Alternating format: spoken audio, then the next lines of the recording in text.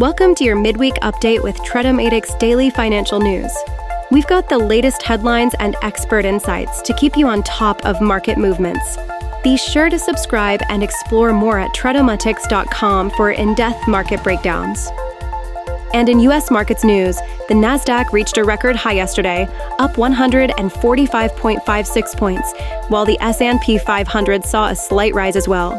Meanwhile, the Dow fell by 0.36%, impacted by mixed corporate earnings results.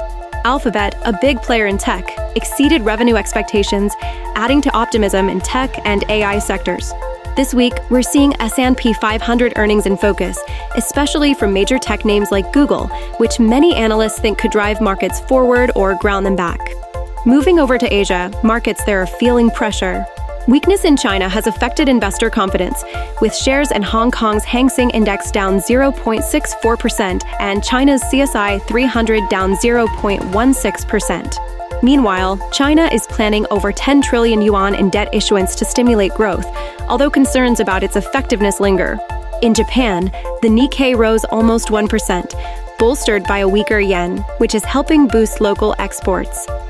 And in Forex news, the US dollar remains near a 3-month peak. Investors are waiting for crucial jobs data this week, along with GDP reports, which could shape expectations around the Federal Reserve's next moves. In other currencies, the yen has weakened due to recent political instability in Japan, while the Australian dollar remains steady after inflation data showed slower growth than anticipated.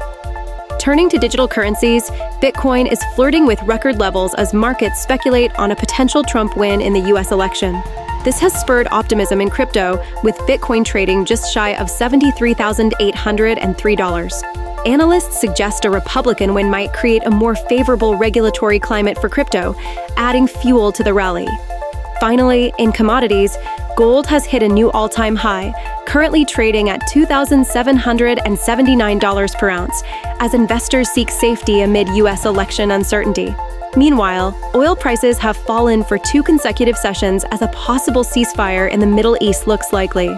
Brent crude is holding around $71.50 a barrel, while U.S. crude is at $67.64, with additional pressure from increased OPEC production scheduled for December.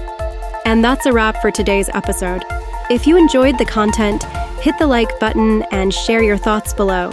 Subscribe to stay connected with daily updates, and we'll be back tomorrow with more insights. Stay sharp.